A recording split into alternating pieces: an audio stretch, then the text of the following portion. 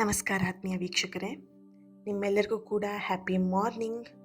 ಖುಷಿಯಾಗಿ ಮಾರ್ನಿಂಗ್ನ ಸ್ಟಾರ್ಟ್ ಮಾಡಿದ್ದೀರಾ ಅಂತ ಹೇಳಿ ಭಾವಿಸ್ತೀನಿ. ಇವತ್ತಿನ ದಿನ ನಿಮ್ಮ ಎಲ್ಲ ಆಸೆ ಕನಸುಗಳು ನೆರವೇರಲಿ ಆ್ಯಂಡ್ ಇವತ್ತಿನ ದಿನ ನಿಮ್ಮೆಲ್ಲರಿಗೂ ಕೂಡ ಚೆನ್ನಾಗಿರಲಿ, ಖುಷಿಯಾಗಿರಲಿ, ಪಾಸಿಟಿವ್ ಆಗಿರಲಿ ಅಂತ ಹೇಳಿ ಬ್ಲೆಸ್ ಮಾಡ್ತಾ, ಹೀಲ್ ಮಾಡ್ತಾ ರೀಡಿಂಗ್ ಸ್ಟಾರ್ಟ್ ಮಾಡೋಣ.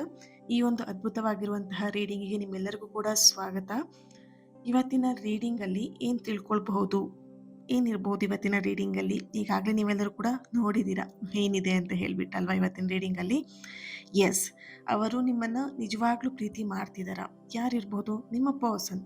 ಇಲ್ಲಿ ಬರೀ ಇದು ಲವರ್ಸಿಗೆ ಅನ್ನೋದಕ್ಕಿಂತ ಹೆಚ್ಚಾಗಿ ಫ್ರೆಂಡ್ಸ್ಗಳಿಗೂ ಕೂಡ ಇದು ಇನ್ಕ್ಲೂಡ್ ಆಗುತ್ತೆ. ಪ್ರೀತಿ ಅಂತ ಹೇಳಿದ್ರೆ ಬರೀ ಲವರ್ಸಿಗೆ ಮಾತ್ರ ಇರಲ್ಲ ಅಲ್ವಾ? ಪ್ರೀತಿ ಅಂತ ಹೇಳಿದಾಗ ಎಲ್ಲರಿಗೂ ಕೂಡ ಕನೆಕ್ಟ್ ಆಗುವಂಥದ್ದು ಪ್ರೀತಿ. ಸೊ ಹಾಗಾಗಿ ಇಲ್ಲಿ ನೀವು ಯಾರನ್ನು ನೆನ್ಪು ಮಾಡಿಕೊಂಡು ಯಾವುದಾದ್ರೂ ಒಂದನ್ನು ಕಾರ್ಡನ್ನು ಚೂಸ್ ಮಾಡ್ಕೊಳ್ಳಿ. ಪಿಂಕ್ ಕಲರ್ ಕಾರ್ಡ್ ಇದೆ ಆ್ಯಂಡ್ ಬ್ಲೂ ಕಲರ್ ಕಾರ್ಡ್ ಇದೆ ಆ್ಯಂಡ್ ಯೆಲ್ಲೋ ಕಲರ್ ಕಾರ್ಡ್ ಇದೆ. ನಿಮಗೆ ಯಾವ ಒಂದು ಕಾರ್ಡ್ ತುಂಬ ಅಟ್ರಾಕ್ಟ್ ಆಗ್ತಿದೆ ಆ ಕಾರ್ಡನ್ನು ಚೂಸ್ ಮಾಡ್ಕೊಳ್ತೀರಾ. ಓಕೆ, ಬೇಕಿದ್ರೆ ಸಮಯವನ್ನು ತಗೊಳ್ಳಿ, ವಿಡಿಯೋನ ನಿಲ್ಲಿಸ್ಬಿಟ್ಟು ಬೇಕಿದ್ರೆ ಸಮಯವನ್ನು ತಗೊಳ್ಬೋದು. ಇದೊಂದು ಜನರಲ್ ರೀಡಿಂಗ್ ಆಗಿರುತ್ತೆ, ನೆನಪಿರಲಿ. ಇದು ಪರ್ಸ್ನಲ್ ರೀಡಿಂಗ್ ಅಲ್ಲ, ಇದು ಜನರಲ್ ರೀಡಿಂಗ್ ಆಗಿರುತ್ತೆ. ನಿಮಗೆ ಅನ್ವಯ ಆದರೆ ಮಾತ್ರ ರೀಡಿಂಗ್ನ ವಾಚ್ ಮಾಡೋದಕ್ಕೆ ಕಂಟಿನ್ಯೂ ಮಾಡಿ. ಅದರ್ವೈಸ್ ನೀವು ಪರ್ಸ್ನಲ್ ರೀಡಿಂಗ್ನ ಬುಕ್ ಮಾಡ್ಕೊಳ್ಬಹುದು. ಸ್ಕ್ರೀನ್ ಮೇಲೆ ಕಾಣ್ತಿರುವಂತಹ ನಂಬರಿಗೆ ವಾಟ್ಸಪ್ ಮಾಡಿ ರೀಡಿಂಗ್ನ ಬುಕ್ ಮಾಡ್ಕೊಳ್ಳಿ. ಓಕೆ, ಸೊ ಕಾರ್ಡ್ಗಳನ್ನ ಚೂಸ್ ಮಾಡ್ಕೊಂಡಿದ್ದೀರಾ ಅಂತ ಹೇಳಿ ಭಾವಿಸ್ತೀನಿ. ಆಯ್ಕೆ ಮಾಡ್ಕೊಂಡಿದ್ದೀರಾ, ರೈಟ್? ಸೊ ಎಸ್, ಹಾಗಿದ್ರೆ ಇವಾಗ ರೀಡಿಂಗ್ ಸ್ಟಾರ್ಟ್ ಮಾಡೋಣ.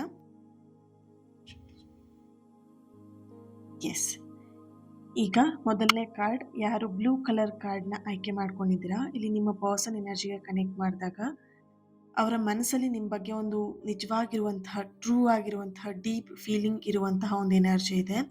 ಹಾಗೆಯೇ ಇಲ್ಲಿ ನಿಮ್ಮ ಪರ್ಸನ್ ಪ್ರೀತಿ ಏನಿದೆ ಆ ಪ್ರೀತಿಗಳನ್ನ ಮಾತಲ್ಲಿ ವ್ಯಕ್ತಪಡಿಸೋದಕ್ಕೆ ಅವರು ಹೋಗೋದಿಲ್ಲ. ಯಾಕಂತ ಹೇಳಿದ್ರೆ ಅವರಿಗೆ ಮಾತಲ್ಲಿ ವ್ಯಕ್ತಪಡಿಸೋದಕ್ಕೂ ಕೂಡ ಆ ವ್ಯಕ್ತಿಗೆ ಗೊತ್ತಿಲ್ಲ. ಹಾಗಾಗಿ ಇಲ್ಲಿ ಏನಾಗುತ್ತೆ ಅಂತ ಹೇಳಿದ್ರೆ ಅವರು ಪ್ರೀತಿಗಿಂತ ಹೆಚ್ಚಾಗಿ ಅವರ ಮೌನನೇ ಮಾತಾಡ್ತಾ ಇರುತ್ತೆ. ಓಕೆನಾ? ಇಲ್ಲಿ ನೀವು ಹೇಳ್ಬೋದು, ನಿನಗೆ ಏನಂದರೆ ಎಷ್ಟು ಇಷ್ಟ ಹೇಳು ಅಂತ ಹೇಳಿದ್ರೆ ಅವರು ತುಂಬ ಇಷ್ಟ ಅಂತ ಹೇಳ್ಬಿಟ್ಟು ಸುಮ್ಮನೆ ಆಗ್ಬಿಡ್ತಾರೆ ಅಷ್ಟೇ. ಸೊ ಅವರಿಗೆ ಪ್ರೀತಿನ ವ್ಯಕ್ತಪಡಿಸೋಕ್ಕೆ, ಎಕ್ಸ್ಪ್ರೆಸ್ ಮಾಡೋದಕ್ಕೆ ಅವರಿಗೆ ಗೊತ್ತಿಲ್ಲ. ಅವರು ಪ್ರೀತಿಯಲ್ಲಿ ಮಾತಾಡೋದಕ್ಕಿಂತ ಅವ್ರ ಮೌನದಲ್ಲೇ ಹೆಚ್ಚಾಗಿ ನಿಮ್ಮ ಜೊತೆಗೆ ಮಾತಾಡ್ತಾರೆ. ಅವ್ರ ಮೌನವನ್ನು ನೀವು ಅರ್ಥ ಮಾಡ್ಕೊಳ್ಬೇಕಾಗತ್ತೆ. ಸೊ ಅವರು ಕೂಡ ನಿಮ್ಮ ಹತ್ರ ಹೇಳ್ಬೋದು, ನನಗೆ ಎಲ್ಲದನ್ನು ವ್ಯಕ್ತಪಡಿಸೋಕ್ಕಾಗಲ್ಲ, ಬಾಯ್ಬಿಟ್ಟು ಹೇಳೋದಕ್ಕಾಗಲ್ಲ, ನೀನೇ ಅರ್ಥ ಮಾಡ್ಕೊ ಅಂತ ಹೇಳ್ಬಿಟ್ಟು ಹೇಳುವಂತಹ ಮಾತುಗಳನ್ನು ನೀವು ಇಲ್ಲಿ ಕೇಳಿರ್ಬೋದು, ಅವರಿಂದ ಈ ಮಾತನ್ನು ಕೇಳಿರ್ಬೋದು ಅನ್ನುವಂಥ ಒಂದು ಎನರ್ಜಿ ಕೂಡ ಇದೆ. ಹಾಗೆಯೇ ಇಲ್ಲಿ ನಿಮ್ಮ ಪರ್ಸನ್ ಎನರ್ಜಿ ಕನೆಕ್ಟ್ ಮಾಡಿದಾಗ ಕೆಲವೊಂದು ಸಲ ಅವ್ರು ನಿಮ್ಮನ್ನು ತುಂಬ ಮಿಸ್ ಮಾಡ್ಕೊಳ್ತಾರೆ. ನೀವು ಅವ್ರ ಜೊತೆಗೆ ಇದ್ರೂ ಕೂಡ ಅವ್ರು ಮಿಸ್ ಮಾಡ್ಕೊಳ್ತಿರ್ತಾರೆ. ಏನೋ ಒಂಥರ ಅಲೋನ್ ಫೀಲ್, ಜೊತೆಗಿಲ್ಲ ಅಂತರ ಫೀಲ್ ಮಾಡ್ತಾ ಇರ್ತಾರೆ. ನೀವು ಅವ್ರ ಜೊತೆಗೆ ಇರ್ತೀರಾ, ಚೆನ್ನಾಗಿ ಮಾತಾಡ್ತಿರ್ತೀರಾ, ಆದರೂ ಅವ್ರಿಗೆ ಏನೋ ಒಂಥರ ನಿಮ್ಮನ್ನು ಕಳ್ಕೊಂಬಿಡ್ತೀನಿ ಅಂತ ಭಯನೋ, ಅಥವಾ ನೀವಿದ್ರೂ ಇಲ್ಲ ಥರ ಅವ್ರು ಇಲ್ಲಿ ಕೆಲವೊಂದು ಸಲ ಫೀಲ್ ಮಾಡ್ತಾರೆ, ತುಂಬ ಮಿಸ್ ಮಾಡ್ಕೊಳ್ತಾ ಇರ್ತಾರೆ. ಆ್ಯಂಡ್ ನಿಮ್ಮ ಹಳೆಯ ಮಾತುಗಳನ್ನ ಅವ್ರು ಇಲ್ಲಿ ಹೆಚ್ಚಾಗಿ ನೆನ್ಪು ಮಾಡ್ಕೊಳ್ತಾ ಇದ್ದಾರೆ. ಅಂದರೆ ನೀವು ಸ್ಟಾರ್ಟಿಂಗ್ ಡೇಸಲ್ಲಿ ಎಷ್ಟೆಲ್ಲ ಮಾತಾಡ್ತಾ ಇದ್ರಿ, ಅಥವಾ ಏನಾದರೂ ವಿಷಯಗಳನ್ನ ಶೇರ್ ಮಾಡ್ಕೊಂಡಿದ್ರೆ ಈ ಎಲ್ಲ ವಿಷಯಗಳನ್ನ ಅವ್ರು ಇಲ್ಲಿ ನೆನ್ಪು ಮಾಡ್ಕೊಳ್ತಿರೋಂಥ ಒಂದು ಎನರ್ಜಿ ಇದೆ. ಹಾಗೆಯೇ ಇಲ್ಲಿ ಅವರ ಲೈಫಲ್ಲಿ ಒಂದಷ್ಟು ಜವಾಬ್ದಾರಿಗಳು, ಹಾಗೆಯೇ ಕುಟುಂಬದ ಒಂದಷ್ಟು ಒತ್ತಡಗಳು ಜಾಸ್ತಿ ಅವರನ್ನು ಏನು ಕಾಡ್ತಾ ಇರುವಂಥದ್ದು. ಆ ಕುಟುಂಬದ ಒತ್ತಡ ಅಥವಾ ಜವಾಬ್ದಾರಿಗಳು ಈ ಪ್ರೀತಿಯಿಂದ ಹಿಂದೆ ಸರಿಯುವಂತೆ ಮಾಡ್ತಾ ಇರುವಂತಹ ಒಂದು ಎನರ್ಜಿ ಕೂಡ ಇದೆ ಇಲ್ಲಿ. ನೋಡಬಹುದು, ಇತ್ತೀಚಿನ ದಿನದಲ್ಲಿ ಅವ್ರು ನಿಮ್ಮ ಜೊತೆಗೆ ಸರಿಯಾಗಿ ಮಾತಾಡ್ತಾ ಇಲ್ಲ, ಕಮ್ಯುನಿಕೇಷನ್ ಸರಿಯಾಗಿಲ್ಲ, ಆ್ಯಂಡ್ ನೀವೇನೇ ಹೇಳಿದೋದಕ್ಕೆ ಸರಿಯಾಗಿ ರೆಸ್ಪಾನ್ಸ್ ಕೂಡ ಕರೆಕ್ಟಾಗಿ ಮಾಡ್ತಾ ಇಲ್ಲ ಅವರು. ಇದಕ್ಕೆ ಕಾರಣ ಇಷ್ಟೇ, ಅವರ ಕುಟುಂಬದ ಒತ್ತಡ ಹಾಗೆ ಜವಾಬ್ದಾರಿಯಿಂದ ಈ ಥರದ ಒಂದು ಬಿಹೇವಿಯರ್ನ ನಿಮ್ಮಲ್ಲಿ ಮಾಡ್ತಾ ಇದ್ದಾರೆ. ಆ್ಯಂಡ್ ಕುಟುಂಬದಲ್ಲಿ ಕೆಲವೊಬ್ಬರಿಗೆ ಈ ಒಂದು ಸಂಬಂಧದ ಬಗ್ಗೆ ಸಂಪೂರ್ಣವಾಗಿ ಒಪ್ಪದೆ ಇಲ್ಲೊಂದು ಕಡೆ ಅವರಿಗೆ ನೋವು ಕೊಡ್ತಾ ಇರಬಹುದು. ಕುಟುಂಬದಲ್ಲಿ ಯಾರಿಗೂ ಕೂಡ ಇಲ್ಲಿ ಕೆಲವೊಬ್ಬರಿಗೆ ನೋಡಬಹುದು, ಯಾರಿಗೂ ಅನ್ನೋದಕ್ಕಿಂತ ಹೆಚ್ಚಾಗಿ ಕೆಲವೊಬ್ಬರಿಗೆ ಅವರ ದೊಡ್ಡಮ್ಮ ಆಗಿರ್ಬೋದು, ಚಿಕ್ಕಮ್ಮ ಆಗಿರ್ಬೋದು, ಅಥವಾ ಅವರ ಫ್ಯಾಮಿಲಿಲಿ ಅವ್ರು ಹೇಳಿದ ಮಾತು ಕೇಳಬೇಕು ಅನ್ನುವಂಥದ್ದು ಯಾರು ಇರ್ತಾರಲ್ವ, ಅವರಲ್ಲಿ ಯಾರೋ ಎಲ್ಲೋ ಒಂದು ಕಡೆ ಈ ಪ್ರೀತಿ ಸಂಬಂಧ ಇಷ್ಟ ಇಲ್ಲ, ಒಪ್ಪಿಗೆ ಇಲ್ಲ. ಹಾಗಾಗಿ ಅವ್ರು ಏನು ಮಾಡ್ತಿದ್ದಾರೆ, ಅವ್ರ ಭಾವನೆಗಳನ್ನೆಲ್ಲ ಮನಸ್ಸಲ್ಲೇ ಇಟ್ಕೊಂಡು ನೀವೇನು ಹೇಳ್ತೀರಾ ಹಾಗೆ ನಾನು ಓಕೆ ಮಾಡ್ತೀನಿ ಅಂತ ಇಲ್ಲೆಲ್ಲೋ ಒಂದು ಕಡೆ ಫ್ಯಾಮಿಲಿಗೆ ತುಂಬ ಒಲವನ್ನ ಕೊಡ್ತಾ ಇದ್ದಾರೆ. ಫ್ಯಾಮಿಲಿ ಮೆಂಬರ್ಸ್ ಏನು ಹೇಳ್ತಾರೆ ಹಾಗೆ ನಾನು ಕೇಳ್ತೀನಿ ಅಂತ ಹೇಳ್ಬಿಟ್ಟು ಫ್ಯಾಮಿಲಿಗೋಸ್ಕರ ಎಲ್ಲೋ ಒಂದು ಕಡೆ ಪ್ರೀತಿನ ತ್ಯಾಗ ಮಾಡ್ತಿರುವಂತಹ ಒಂದು ಎನರ್ಜಿ ಕೂಡ ಇಲ್ಲಿ ಬರ್ತಾ ಇದೆ. ಆ್ಯಂಡ್ ಇಲ್ಲಿ ಆ, ನಿಮ್ಮ ಪರ್ಸನ್ ಎನರ್ಜಿ ಕನೆಕ್ಟ್ ಮಾಡಿದಾಗ ಒಂದು ನೆಗೆಟಿವ್ ಎನರ್ಜಿ ಕೂಡ ಇಲ್ಲಿ ಬರ್ತಾ ಇರುವಂಥದ್ದು. ನೀವು ಅವರಿಂದ ಏನು ನಿರೀಕ್ಷೆ ಮಾಡ್ತಾ ಇದ್ದೀರಾ, ಆ ನಿರೀಕ್ಷೆ ಅವರು ಆ ಪ್ರಯತ್ನವನ್ನ ಮಾಡ್ತಾ ಇಲ್ಲ. ಅಂದ್ರೆ ಈ ವ್ಯಕ್ತಿ ಫ್ಯಾಮಿಲಿನ ಒಪ್ಪಿಸ್ಲಿ ಅಥವಾ ಫ್ಯಾಮಿಲಿಗೋಸ್ಕರ ಅಥವಾ ಈ ಪ್ರೀತಿ ಉಳಿಸ್ಕೊಳ್ಳೋಕ್ಕೋಸ್ಕರ ಎಫರ್ಟ್ ಹಾಕ್ಲಿ ಅಂತ ನೀವೇನು ನಿರೀಕ್ಷೆ ಮಾಡ್ತಾ ಇದ್ದೀರಾ ಆ ವ್ಯಕ್ತಿಯಿಂದ, ಬಟ್ ಆ ವ್ಯಕ್ತಿಯಿಂದ ಆ ಪ್ರಯತ್ನ ನಡೀತಾ ಇಲ್ಲ ಇಲ್ಲಿ. ಅವ್ರಿವಾಗ ಯಾವುದೇ ಪ್ರಯತ್ನವನ್ನ ಮಾಡ್ದೇನೆ ಆದಷ್ಟು ಅವರು ಸೈಲೆಂಟಾಗಿ ಫ್ಯಾಮಿಲಿ ಏನು ಹೇಳ್ತಾರೆ ಅದನ್ನು ಕೇಳ್ಕೊಂಡಿರೋಣ ಅನ್ನುವಂಥ ಮನಸ್ಥಿತಿಗೆ ಅವ್ರು ಇಲ್ಲಿ ಬಂದಿದ್ದಾರೆ. ಕೆಲವೊಂದು ಸಲ ಅವ್ರು ನಿಮ್ಮನ್ನ ಕಳ್ಕೊಳ್ಳುವಂಥ ಭಯಕ್ಕಿಂತ ಹೆಚ್ಚಾಗಿ ಪರಿಸ್ಥಿತಿಯನ್ನ ಹೆಚ್ಚಾಗಿ ಅವ್ರು ಇಲ್ಲಿ ಯೋಚನೆ ಮಾಡ್ತಿದ್ದಾರೆ. ನಿಮ್ಮನ್ನ ಕಳ್ಕೊಳ್ಳೋದ್ಕಿಂತ ಹೆಚ್ಚು ಅವರಿಗೆ ಪರಿಸ್ಥಿತಿ ಯೋಚನೆ ಜಾಸ್ತಿ ಆಗಿದೆ ಅನ್ನುವಂಥ ಒಂದು ಎನರ್ಜಿ ಇದೆ. ಆದರೂ ಕೂಡ ಅವ್ರ ಹೃದಯದಲ್ಲಿ ಅವ್ರ ಮನಸ್ಸಲ್ಲಿ ನಿಮಗೊಂದು ಸ್ಥಾನ ಇದೆ. ಆ ಸ್ಥಾನ ಯಾವತ್ತೂ ಕೂಡ ಖಾಲಿ ಆಗೋದಿಲ್ಲ ಅನ್ನುವಂತಹ ಒಂದು ಎನರ್ಜಿಯಲ್ಲಿ ಬರ್ತಿದೆ. ಓಕೆ. ಎಸ್. ಇಲ್ಲಿ ಅರ್ಥ ಮಾಡ್ಕೊಳ್ಳಿ, ನಿಮ್ಮ ಜೀವನದಲ್ಲಿ ಇವಾಗ ಕಾಣುವಂತಹ ತೊಂದರೆಗಳಿರ್ಬೋದು, ಈಗ ಬರ್ತಿರೋಂಥ ತೊಂದರೆಗಳಾಗಿರ್ಬೋದು, ಅದು ಯಾವುದು ಕೂಡ ಶಾಶ್ವತವಾಗಿರೋದಿಲ್ಲ. ನಿಮ್ಮ ಒಳಗಿನ ಶಕ್ತಿಯನ್ನ ಆ, ಇನ್ನಷ್ಟು ನಿಮ್ಮನ್ನ ಮುಂದೆ ಕೊಂಡೋಗೋದಿಕ್ಕೆಗೋಸ್ಕರ ಈ ಒಂದು ತೊಂದರೆಗಳು ಸಮಸ್ಯೆಗಳು ಬರ್ತಾ ಇರತ್ತೆ. ತಾಳ್ಮೆ ಇಟ್ಟರೆ ಸಮಯವೇ ನಿಮ್ಮ ಎಲ್ಲ ಕೆಲಸಗಳನ್ನ ಮಾಡಿ ನಿಮಗೆ ಕೊಡುತ್ತೆ. ಓಕೆ. ಇಲ್ಲಿ ಅರ್ಥ ಮಾಡ್ಕೊಳ್ಳಿ, ತಾಳ್ಮೆ ಮುಂದೆ ಬೇರೆ ಇನ್ನೇನೂ ಇಲ್ಲ. ಓಕೆನಾ. ತಾಳ್ಮೆ ಇದ್ದಷ್ಟು ನೀವು ಲೈಫಲ್ಲಿ ಗೆಲ್ತಾ ಹೋಗ್ತೀರಾ. Okay. Thank you so much. ಈ ಒಂದು ಕಾರ್ಡ್ ಯಾರು ಚೂಸ್ ಮಾಡ್ಕೊಂಡಿದ್ದೀರಾ, ನೀವು ಡೆಸ್ಟಿನಿ ಅಂತ ಹೇಳ್ಬಿಟ್ಟು ರೆಡ್ ಹಾರ್ಟ್ ಮಾರ್ಕ್ ಹಾಕಿ ಎನರ್ಜಿನ ರಿಸೀವ್ ಮಾಡ್ಕೊಳ್ಳಿ. Thank you. ಸೆಕೆಂಡ್ ಫೈಲ್, ಯಾರು pink colour stone, pink colour card ಏನಿದೆ ಅದನ್ನ ನೀವು ಆಯ್ಕೆ ಮಾಡ್ಕೊಂಡಿದ್ದೀರಾ ಅಂತ ಹೇಳಿದ್ರೆ, ನಿಮ್ಮ ಪರ್ಸನ್ ಎನರ್ಜಿಗೆ ಕನೆಕ್ಟ್ ಮಾಡಿದಾಗ ಅವರಲ್ಲಿ ಪ್ರೀತಿ ಇದೆ, ಆದರೆ ಆ ಪ್ರೀತಿಯಲ್ಲಿ ಸ್ಪಷ್ಟತೆ ಇಲ್ಲ. ಅವ್ರು ನಿಮ್ಮನ್ನ ಇಷ್ಟಪಡ್ತಾರೆ, ನಿಮ್ಮ ಬಗ್ಗೆ ಯೋಚನೆ ಮಾಡ್ತಾರೆ, ಆದರೆ ಅವ್ರ ಮನಸ್ಸಲ್ಲಿ ಭಯ ಗೊಂದಲ ಹೆಚ್ಚು ಕಾಣಿಸ್ತಾ ಇದೆ ಇಲ್ಲಿ. ಒಂದು ಕಡೆ ಅವರು ನಿಮ್ಮ ಜೊತೆ ಫ್ಯೂಚರನ್ನು ಕಲ್ಪಿಸ್ಕೊಳ್ತಾ ಇದ್ರೆ, ಮತ್ತೊಂದು ಕಡೆ ಅವರಿಗೆ ಕುಟುಂಬದ ನಿರೀಕ್ಷೆಗಳು, ಹಣಕಾಸಿನ ವಿಚಾರಗಳು, ಹಾಗೆಯೇ ವೈಯಕ್ತಿಕ ಸಮಸ್ಯೆಗಳು ಅವರನ್ನ ಹಿಂದೆ ಎಳೀತಾ ಇರುವಂತಹ ಒಂದು ಎನರ್ಜಿ ಇದೆ. ಕೆಲವೊಂದ್ಸಲ ಅವ್ರು ನಿಮ್ಮನ್ನ ಕಾಂಟ್ಯಾಕ್ಟ್ ಮಾಡಬೇಕು ಅಥವಾ ಕಾಂಟ್ಯಾಕ್ಟ್ ಮಾಡೋದಕ್ಕೆ ಇದು ಸರಿಯಾದ ಸಮಯನಾ ಅಂತ ಹೇಳಿ ಪ್ರಶ್ನೆ ಅವರಲ್ಲೇ ಅವ್ರು ತಂದ್ಕೊಳ್ತಿದ್ದಾರೆ. ಇಲ್ಲಿ ಕಾಂಟ್ಯಾಕ್ಟ್ ಅನ್ನೋದಕ್ಕಿಂತ ಹೆಚ್ಚಾಗಿ ನಿಮ್ಮ ಜೊತೆಗೆ ಮಾತಾಡೋದಕ್ಕಿಂತ ಹೆಚ್ಚಾಗಿ ಪರಿಸ್ಥಿತಿ ಅವರಿಗೆ ತುಂಬಾನೇ ಇಂಪಾರ್ಟೆಂಟ್. ಪರಿಸ್ಥಿತಿ ಸರಿಯಾಗಿತ್ತು ಅಂತ ಹೇಳಿದ್ರೆ ಅವ್ರು ಖಂಡಿತವಾಗಿಯೂ ಮಾತಾಡ್ತಾರೆ. ಇದೆಲ್ಲೋ ಒಂದು ಕಡೆ ನಿಮ್ಮ ರಿಲೇಷನ್ಶಿಪ್ಪಲ್ಲಿ ಪರಿಸ್ಥಿತಿ ಅಷ್ಟೊಂದು ಚೆನ್ನಾಗಿಲ್ಲ. ಹಾಗಾಗಿ ಅವ್ರು ಏನು ಮಾಡ್ತಿದ್ದಾರೆ, ಕಾಂಟ್ಯಾಕ್ಟ್ ಮಾಡೋದಕ್ಕೆ ತುಂಬ ಆಲೋಚನೆ ಮಾಡ್ತಿದ್ದಾರೆ. ಒಂದು 10 ಸಲ ಯೋಚನೆ ಮಾಡ್ತಿದ್ದಾರೆ. ನಾನಿವಾಗ ಕಾಂಟ್ಯಾಕ್ಟ್ ಮಾಡಿದ್ರೆ ಏನಾಗ್ಬೋದು, ಇದು ಸರಿಯಾದ ಸಮಯ ಹೌದೋ ಅಲ್ವೋ, ಕಾಂಟ್ಯಾಕ್ಟ್ ಮಾಡಿದ್ರೆ ಬೇರೆ ಇನ್ನೇನಾದರೂ ಆಗ್ಬಿಡುತ್ತಾ ಪ್ರಾಬ್ಲಮ್, ಈ ಥರದ ಒಂದು ಎನರ್ಜಿ ನಿಮ್ಮ ಪರ್ಸನಲ್ಲಿ ಬರ್ತಾ ಇದೆ. ಅವರ ಒಂದು ಭಾವನೆಗಳನ್ನ ಅವರಿಲ್ಲಿ ಅರ್ಥ ಮಾಡ್ಕೊಳ್ಳೋದಕ್ಕೆ ಅವ್ರು ಸಮಯವನ್ನು ತಗೊಳ್ತಿದ್ದಾರೆ. ನಿಮ್ಮ ಭಾವನೆ ಅಲ್ಲ, ಅವರ ಭಾವನೆಯನ್ನೇ ಅವ್ರು ಅರ್ಥ ಮಾಡ್ಕೊಳ್ಳೋದಕ್ಕೆ ಸಮಯವನ್ನು ತಗೊಳ್ತಿದ್ದಾರೆ. ಯಾಕಂತ ಹೇಳಿದ್ರೆ ಅವರಲ್ಲಿ ಗೊಂದಲಗಳು ಜಾಸ್ತಿ ಇದೆ. ಅವ್ರ ಎನರ್ಜಿಲಿ ಕನ್ಫ್ಯೂಷನ್ ಜಾಸ್ತಿ ಕಾಣಿಸ್ತಾ ಇದೆ ಇಲ್ಲಿ. ಸೊ ಹಾಗಾಗಿ ಅವ್ರ ಫೀಲಿಂಗ್ಸ್ ಮೇಲೆ ಅವರಿಗೆ ಡೌಟ್ ಪಡ್ತಾ ಇದ್ದಾರೆ. ಈ ಫೀಲಿಂಗ್ಸ್ ನಿಜವಾಗ್ಲೂ ಹೌದಾ, ಇದೇನಾದರೂ ಸುಮ್ಮನೆ ಅಟ್ರಾಕ್ಷನ್ ಇವ್ರ ಮೇಲೆ ಇರುವಂಥದ್ದು, ಈ ಥರದ್ದೆಲ್ಲ ಕನ್ಫ್ಯೂಷನ್ ಅವರಲ್ಲಿ ಹೆಚ್ಚಾಗಿದೆ. ಹಾಗಾಗಿ ಅವ್ರ ಭಾವನೆಗಳನ್ನ ಅವ್ರು ಅರ್ಥ ಮಾಡ್ಕೊಳ್ಳೋದಕ್ಕೇನೆ ಒಂದಷ್ಟು ಟೈಮ್ನ ಇಲ್ಲಿ ತಗೊಳ್ತಾ ಇದ್ದಾರೆ. ಈ ನೋ ಕಾಂಟ್ಯಾಕ್ಟ್ ಸಿಚುವೇಶನ್ ಏನಿದೆ, ಅವ್ರಿಗೆ ಇಲ್ಲಿ ನಿಮ್ಮನ್ನ ಕಾಂಟ್ಯಾಕ್ಟ್ ಮಾಡಬಾರ್ದು, ನಿಮ್ಮ ಜೊತೆಗೆ ಮಾತಾಡಬಾರ್ದು ಅನ್ನೋವಂಥದ್ದು ಏನೂ ಅವ್ರ ಮನಸ್ಥಿತಿಯಲ್ಲಿ ಇಲ್ಲ. ಆದರೆ ಅವರಿಲ್ಲಿ ತಾಳ್ಮೆಯಿಂದ ವೆಯ್ಟ್ ಮಾಡ್ತಾ ಇದ್ದಾರೆ. ಸರಿಯಾದ ಸಮಯಕ್ಕೋಸ್ಕರ ಅವರಿಲ್ಲಿ ವೆಯ್ಟ್ ಮಾಡ್ತಾ ಇದ್ದಾರೆ. ಇಲ್ಲಿ ಇದರಿಂದ ನಿಮಗೆ ನಿಮ್ಮ ಎನರ್ಜಿ ಕನೆಕ್ಟ್ ಮಾಡಿದಾಗ ನೀವು ಒಂದಷ್ಟು ಕಾಯಬೇಕಾಗತ್ತೆ ಈ ವ್ಯಕ್ತಿಗೋಸ್ಕರ. ಈ ವ್ಯಕ್ತಿ ನಿಮಗೆ ಆನ್ಸರ್ ಮಾಡಬೇಕು, ಈ ವ್ಯಕ್ತಿ ನಿಮ್ಮ ಜೊತೆಗೆ ಮಾತಾಡಬೇಕು, ಈ ವ್ಯಕ್ತಿ ಫೀಲಿಂಗ್ಸ್ ನಿಮ್ಮ ಹತ್ರ ಹೇಳ್ಕೊಳ್ಬೇಕು, ಕುಟುಂಬವನ್ನು ಈ ವ್ಯಕ್ತಿ ಒಪ್ಪಿಸ್ಬೇಕಂತ ಹೇಳಿದ್ರೆ ಒಂದಷ್ಟು ಸಮಯದವರೆಗೆ ನೀವು ಕಾಯಬೇಕಾಗತ್ತೆ. ಆ ಕಾಯುವಂತಹ ಸಮಯ ಏನಿದೆ, ನೀವು ನಿಮ್ಮ ಸೆಲ್ಫ್ ಗ್ರೋತ್, ನಿಮ್ಮ ಸೆಲ್ಫ್ ಇನ್ನರ್ ಏನಿದೆ, ನಿಮ್ಮ ಸೆಲ್ಫ್ ಟ್ರಾನ್ಸ್ಫಾರ್ಮೇಷನ್ ಏನಿದೆ ಅದ್ರ ಮೇಲೆ ಗಮನವನ್ನು ಕೊಡಬೇಕಾಗತ್ತೆ. ಇಲ್ಲಿ ಇವಾಗಿನ ಪರಿಸ್ಥಿತಿಯಲ್ಲಿ ಈ ಕಾರ್ಡ್ನ ಯಾರು ಚೂಸ್ ಮಾಡ್ಕೊಂಡಿದ್ದೀರಾ, ಇಲ್ಲಿ ನೀವಿಬ್ರೂ ಕೂಡ ಲಾಂಗ್ ಡಿಸ್ಟೆನ್ಸಲ್ಲಿ ಇರಬಹುದು, ಇಬ್ರು ಬೇರೆ ಬೇರೆ ಊರಿನಲ್ಲೇ ಇರಬಹುದು. ಡಿಸ್ಟೆನ್ಸ್ ಅನ್ನುವಂತಹ ಒಂದು ಎನರ್ಜಿ ಇದೆ ಇಲ್ಲಿ. ಆದರೆ ಈ ದೂರ ಅನ್ನುವಂಥದ್ದು ಏನಿದೆ, ಇದು ಸಂಪೂರ್ಣವಾಗಿ ದೂರ ಆಗಿ ಇರೋದಿಲ್ಲ. ನಿಮ್ಮ ಬಗ್ಗೆ ಅವ್ರ ಮನಸ್ಸಲ್ಲಿ ಒಳ್ಳೆ ಸ್ಥಾನವನ್ನ ಇಟ್ಕೊಂಡಿದ್ದಾರೆ, ಯೋಚನೆನೂ ಇಟ್ಕೊಂಡಿದ್ದಾರೆ. ಏನಾದ್ರೂ ಒಂದು ಡಿಸಿಷನ್‌ನ ತಗೊಳ್ಬೇಕು ಅನ್ನುವಂತಹ ಆಲೋಚನೆ ಅವರಲ್ಲಿ ಇದೆ. ಸರಿನಾ? ಇಲ್ಲಿ ಲೈಫಲ್ಲಿ ನಿಮ್ಮ ಆಗಿರ್ಬೋದು, ನಿಮ್ಮ ಪರ್ಸನಲ್ ಲೈಫಲ್ಲಿ ಆಗಿರ್ಬೋದು, ಕೆಲವೊಂದು ಸಲ ಏನಾಗತ್ತೆ ಅಂತ ಹೇಳಿದ್ರೆ, ಇನ್ನೆಲ್ಲ ಆಯ್ತು, ಕಂಪ್ಲೀಟಾಗಿ ಮುಗೀತು ಅನ್ನೋ ಟೈಮಲ್ಲಿ ಇನ್ನೇನೋ ಒಂದು ಎಡವಟ್ಟಾಗಿರುತ್ತೆ. ಈ ಪ್ರೀತಿ ವಿಷಯದಲ್ಲಿ ಎಲ್ಲ ಸರಿ ಆಯ್ತು, ಇನ್ನು ಫ್ಯಾಮಿಲಿಯೆಲ್ಲ ಒಪ್ಕೊಳ್ತಾರೆ ಅನ್ನೋಂಥ ಟೈಮಲ್ಲಿ ಇನ್ನೇನೋ ಒಂದು ಪ್ರಾಬ್ಲಮ್ ಕ್ರಿಯೇಟ್ ಆಗಿರುತ್ತೆ. ಈ ಈ ರಿಲೇಶನ್‌ಶಿಪ್ಪಲ್ಲಿ ಪ್ರಾಬ್ಲಮ್ ಅನ್ನೋದು ಎಂಡ್ ಅಂತಾನೆ ಕಾಣಿಸ್ತಾ ಇಲ್ಲ ಇಲ್ಲಿ. ಒಂದು ಪ್ರಾಬ್ಲಮ್ ಎಂಡ್ ಆಯ್ತಾ, ಇನ್ನೊಂದೇನೋ ಪ್ರಾಬ್ಲಮ್ ಶುರು ಆಗಿರುತ್ತೆ. ಒಂದ್ಸಲ ಫ್ಯಾಮಿಲಿಯೆಲ್ಲ ಒಪ್ತಿದ್ರೆ, ನಿಮ್ಮಿಬ್ರ ಮಧ್ಯೆ ಏನೋ ಒಂದು ಮಿಸ್‌ಅಂಡರ್‌ಸ್ಟ್ಯಾಂಡಿಂಗ್ ಬಂದು ನಿಮ್ಮಿಬ್ರ ಮಧ್ಯೆ ಏನೋ ಒಂದು ಗಲಾಟೆ ಆಗುತ್ತೆ. ಸೊ, ಈ ಥರದ ಎನರ್ಜಿ ಇದೆ. ಅರ್ಥ ಮಾಡ್ಕೊಳ್ಳಿ. ಲೈಫಲ್ಲಿ ಕೆಲವೊಂದು ಸಲ ಗೆಲುವು ತಕ್ಷಣ ಸಿಗೋದಿಲ್ಲ.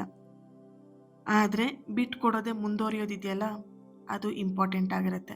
ಅದು ನಿಮಗೆ ಯಾರು ಬಿಟ್ಕೊಡದೆ ಮುಂದುವರಿತಾರಲ್ವಾ, ಸಮಯನೇ ಅವರಿಗೆ ಬಹುಮಾನ ಆಗಿ ಕೊಡ್ತಾ ಇರತ್ತೆ. ಗಿಫ್ಟ್ ಆಗಿ ಕೊಡ್ತಾ ಇರತ್ತೆ. ಓಕೆ. ಬಟ್ ನೀವಿಲ್ಲಿ ಕಲ್ತ್ಕೊಬೇಕಾಗಿರೋದು ಇಷ್ಟೇನೆ. ತಕ್ಷಣ ನನಗೆ ಗೆಲುವು ಸಿಗ್ಲಿ, ತಕ್ಷಣ ನನಗೆ ಸಕ್ಸಸ್ ಆಗ್ಬಿಡ್ಲಿ ಅನ್ನೋಂತಹ ಒಂದು ಮೈಂಡ್‌ಸೆಟ್ ಇಲ್ದೇನೆ ನಿಮ್ಮ ಪ್ರಯತ್ನ ನೀವು ಮಾಡಿ. ಆ ಫಲಾಫಲ ಏನೇ ಇದ್ರೂ ಕೂಡ ಅದು ದೇವರದ್ದಾಗಿರುತ್ತೆ. ಸರಿನಾ? So, thank you. ಈ ಒಂದು ಕಾರ್ಡ್ ಯಾರು ಚೂಸ್ ಮಾಡ್ಕೊಂಡಿದ್ದೀರಾ, ಬಿಲೀವ್ ಅಂತ ಹೇಳ್ಬಿಟ್ಟು ರೆಡ್ ಹಾರ್ಟ್ ಮಾರ್ಕ್ ಹಾಕಿ ಎನರ್ಜಿನ ರಿಸೀವ್ ಮಾಡ್ಕೊಳ್ಳಿ. ಆ್ಯಂಡ್ 3ನೇ ಕಾರ್ಡ್ ಯೆಲ್ಲೋ ಕಲರ್ ಸ್ಟೋನ್ ಇದೆ ಆ್ಯಂಡ್ ರೆಡ್ ಕಲರ್ ಕಾರ್ಡ್ ಇದೆ.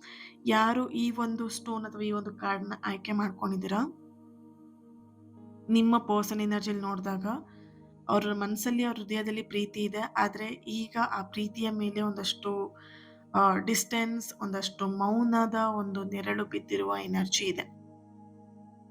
ಅವ್ರು ನಿಮ್ಮನ್ನ ಮರ್ತಿಲ್ಲ. ಆದ್ರೆ ಅವ್ರ ಲೈಫಲ್ಲಿ ಕೆಲವೊಂದು ಘಟನೆಗಳು ಅವರನ್ನ ಬದಲಾಯಿಸ್ತಾ ಇದೆ. ಅಂದ್ರೆ ಅವ್ರ ಲೈಫಲ್ಲಿ ಪ್ರೀತಿ ಅನ್ನೋದಕ್ಕಿಂತ ಹೆಚ್ಚಾಗಿ ಅವ್ರ ಲೈಫಲ್ಲಿ ಬೇರೆ ಎಲ್ಲ ವಿಷಯಗಳು ತುಂಬಾನೇ ಅತಂತ್ರವಾಗಿ ಇದೆ. ಪ್ರೀತಿ ವಿಷಯವನ್ನು ಇನ್ಕ್ಲೂಡ್ ಮಾಡಿ, ಪ್ರೀತಿ ವಿಷಯದ ಬಗ್ಗೆ ಅದೊಂದು ಬಿಡಿ, ಪ್ರೀತಿ ವಿಷಯ ಅದಾದ್ಮೇಲೆ, ಬಟ್ ಅವ್ರ ಲೈಫಲ್ಲಿ ಕೆಲಸ ಆಗಿರ್ಬೋದು, ಫೈನಾನ್ಷಿಯಲಿ ಆಗಿರ್ಬೋದು, ಫ್ಯಾಮಿಲಿ ಆಗಿರ್ಬೋದು, ಕೆಲವೊಂದಷ್ಟು ಘಟನೆಗಳು ಅವ್ರ ಲೈಫಲ್ಲಿ ಮೇಲಿನ ಮೇಲೆ ನಡೀತಾ ಇದೆ. ಸ್ವಲ್ಪ ನೆಗೆಟಿವ್ ಆಗಿ ಅವ್ರ ಲೈಫಲ್ಲಿ ಘಟನೆಗಳು ನಡೀತಾ ಇರುವಂತಹ ಒಂದು ಎನರ್ಜಿ ಇದೆ. ಕುಟುಂಬದ ಜವಾಬ್ದಾರಿಗಳು ಕೂಡ ರೀಸೆಂಟ್ ಆಗಿ ಅವ್ರ ಫ್ಯಾಮಿಲಿಲಿ ಯಾರೋ ಒಬ್ರು ಹಿರಿಯ ವ್ಯಕ್ತಿಯ ಡೆತ್ ಕೂಡ ಆಗಿರುವಂತಹ ಒಂದು ಎನರ್ಜಿ ಇದೆ. ಹಾಗಾಗಿ ಕುಟುಂಬದ ಜವಾಬ್ದಾರಿ ಇವ್ರ ಮೇಲಿದೆ. ಇವ್ರ ಮೇಲೆ ಅಂತ ಹೇಳಿದ್ರೆ ಇವ್ರೊಬ್ರದ್ದು ಅನ್ನೋದಕ್ಕಿಂತ ಇವ್ರ ಫ್ಯಾಮಿಲಿ ಮೇಲೆ ಇದೆ. ಹಾಗಾಗಿ ಕುಟುಂಬದ ಜವಾಬ್ದಾರಿ ಅನ್ನುವಂಥ ಒಂದು ಎನರ್ಜಿ ಇದೆ. ಕೆಲಸದ ಒತ್ತಡ ಕೂಡ ಇದೆ. ಆ್ಯಂಡ್ ವೈಯಕ್ತಿಕ ಸಮಸ್ಯೆಗಳು ಅವರ ಗಮನವನ್ನ ಬೇರೆ ಕಡೆ ಸೆಳೀತಾ ಇದೆ. ಬೇರೆ ಕಡೆ ಅಂತ ಹೇಳಿದ್ರೆ ಬೇರೆ ವ್ಯಕ್ತಿ ಅಂತಲ್ಲ, ಅವರ ಜವಾಬ್ದಾರಿಯ ಮೇಲೆ ಗಮನ ಸೆಳೀತಾ ಇರುವಂಥದ್ದು. ಪ್ರೀತಿಗಿಂತ ಹೆಚ್ಚಾಗಿ ಅವರಿಗೆ ಜವಾಬ್ದಾರಿಗಳು ಜಾಸ್ತಿ ಇದೆ. ಅವ್ರು ನಿಮ್ಮ ಬಗ್ಗೆ ಯೋಚಿಸುವಾಗ ಒಂದಷ್ಟು ಆ,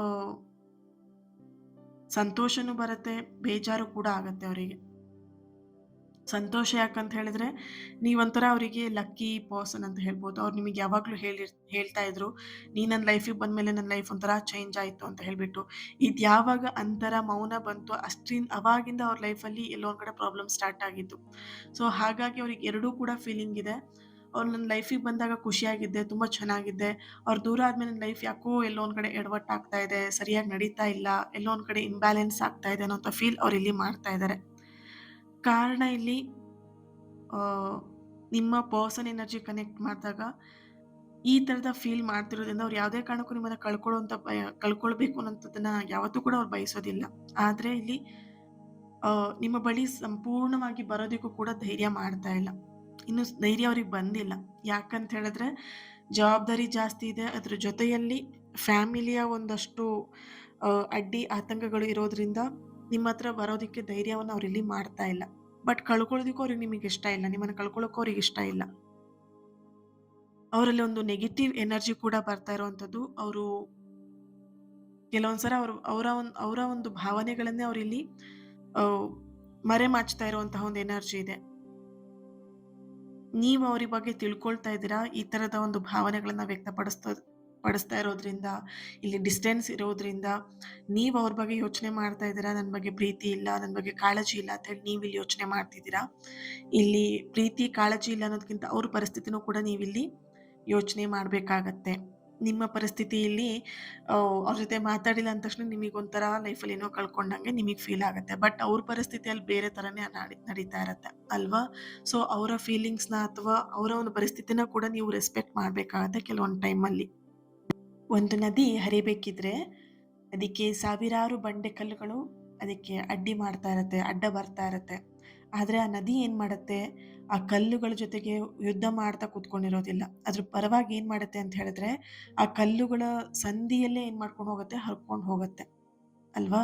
ಅದೇ ಥರನೇ ಅದು ಮುಂದೆ ಹೋಗಿ ಅದರ ಸ್ಥಾನವನ್ನು ಅದು ತಲುಪತ್ತೆ. ಹಾಗೇನೇ ಇಲ್ಲಿ ನಿಮ್ಮ ಲೈಫಲ್ಲೂ ಕೂಡ, ನಿಮ್ಮ ಜೀವನದಲ್ಲೂ ಕೂಡ ಎಲ್ಲ ಸಮಸ್ಯೆಗಳು ಎದುರಾಗ್ತಾ ಇರತ್ತೆ. ಎಲ್ಲ ಸಮಸ್ಯೆಗಳನ್ನ ನೀವು ಹೋರಾಟ ಮಾಡೇನೆ ಬಗೆಹರಿಸ್ಕೊಳ್ಬೇಕು, ಹೋರಾಟ ಮಾಡಲೇಬೇಕು ಅಂತ ಏನೂ ಇಲ್ಲ ಇಲ್ಲಿ. ಕೆಲವೊಂದು ಸಲ ಶಾಂತವಾಗಿ ಮುಂದುವರಿತಾ ಹೋದಷ್ಟು ನಿಮ್ಮ ಎದುರಿಗೆ ದೊಡ್ಡ ಗೆಲುವುಗಳನ್ನಂತೂ ಬರ್ತಾ ಇರುತ್ತೆ. ಹೋರಾಟ ಮಾಡ್ತೀರಾ, ಎಷ್ಟಂತ ಹೋರಾಟ ಮಾಡ್ತೀರಾ? ಯಾವುದ್ರ ಜೊತೆ ಹೋರಾಟ ಮಾಡ್ತೀರಾ? ಮಾಡೋದಕ್ಕೆ ಸಾಧ್ಯ ಇಲ್ಲ ಅಲ್ವಾ? ಹೋರಾಟ ಮಾಡಿದಷ್ಟು ನಿಮ್ಮ ಒಂದು ಎನರ್ಜಿನೇ ನೀವು ಕಡಿಮೆ ಮಾಡ್ಕೊಳ್ತಾ ಹೋಗ್ತೀರಾ. ಹಾಗಾಗಿ ಏನು ಮಾಡಬೇಕು, ಆ ಹೋರಾಟಕ್ಕಿಂತ ಹೆಚ್ಚಾಗಿ ಶಾಂತವಾಗಿ ನಿಮ್ಮ ಲೈಫಲ್ಲಿ ನಿಮ್ಮ ಗುರಿ ತಲುಪೋದ್ರ ಬಗ್ಗೆ ನೀವು ಗಮನವನ್ನು ಇಟ್ಕೊಂಡು ಮುಂದೆ ಸಾಗ್ತಾ ಹೋಗಬೇಕು. ಅವಾಗ ಆಟೋಮೆಟಿಕಲಿ ನಿಮ್ಮ ಒಂದು ಸ್ಥಾನವನ್ನು ನೀವು ತಲುಪ್ತೀರ. ಈ ನದಿಯ ಹಾಗೇನೆ. ಆ ನದಿಗೆ ಆ ಬಂಡೆ ಕಲ್ಲುಗಳು ಏನನ್ಸ್ತಿತ್ತು, ಇದೇನಪ್ಪ ನನ್ನನ್ನು ತಡಿಯಕ್ಕೆ ಬರ್ತಾ ಇದೆಯಾ ಅಂತ ಹೇಳ್ಬಿಟ್ಟು. ಬಟ್ ಅದ್ರ ಜೊತೆ ಹೋರಾಡ್ತಾ ಕೂತ್ಕೊಂಡಿದ್ರೆ ಅದು ಅಲ್ಲೇ ಇರಬೇಕಾಗತ್ತೆ. ಅದ್ರ ಸ್ಥಾನವನ್ನು ಅದು ಏನು ಮುಟ್ಟೋದಿಕ್ಕಾಗೋದಿಲ್ಲ ಅಲ್ವಾ? ಅದೇನು ಮಾಡ್ತು, ಆ ಬಂಡೆ ಕಲ್ಲುಗಳು ಅಲ್ಲೇ ಇರಲಿ, ನಾನು ಸೈಡಿಂದ ಸರ್ಕೊಂಡು ಹೋಗ್ತೀನಿ ಅಂತ ಹೇಳ್ಬಿಟ್ಟು. ಓಕೆ. ಸೊ ಹಾಗೆಯೇ ನಿಮ್ಮ ಲೈಫಲ್ಲಿ ಏನೇ ಸಮಸ್ಯೆ ಇದ್ರೂ, ಏನೇ ಇದ್ರೂ ಕೂಡ ಅದನ್ನು ಹೋರಾಟ ಮಾಡೋದಕ್ಕಿಂತ ಸೈಲೆಂಟಾಗಿ ಆದಷ್ಟು ಶಾಂತವಾಗಿ ನಿಮ್ಮ ಸ್ಥಾನವನ್ನು ತಲುಪುವಂತಹ ಒಂದು ಗಮನವನ್ನು ನೀವು ಮಾಡಿ. ಓಕೆ. ನಿಮ್ಮ ಪ್ರಯಾಣವನ್ನು ಯಾವುದೇ ಕಾರಣಕ್ಕೂ ನಿಲ್ಲಿಸಬೇಡಿ. ನಿಮ್ಮ ಒಂದು ಶಕ್ತಿ ಏನಿದೆ ಅದು ಖಂಡಿತ ನಿಮಗೆ ಸಪೋರ್ಟ್ ಮಾಡೇ ಮಾಡುತ್ತೆ. ಈ ಒಂದು ಫೈಲ್ ಯಾರು ಚೂಸ್ ಮಾಡ್ಕೊಂಡಿದ್ದೀರಾ, ನೀವು ಕಮೆಂಟಲ್ಲಿ ತಿಳಿಸ್ತೀರಾ ಮಿರಾಕಲ್ ಅಂತ ಹೇಳಿಬಿಟ್ಟು.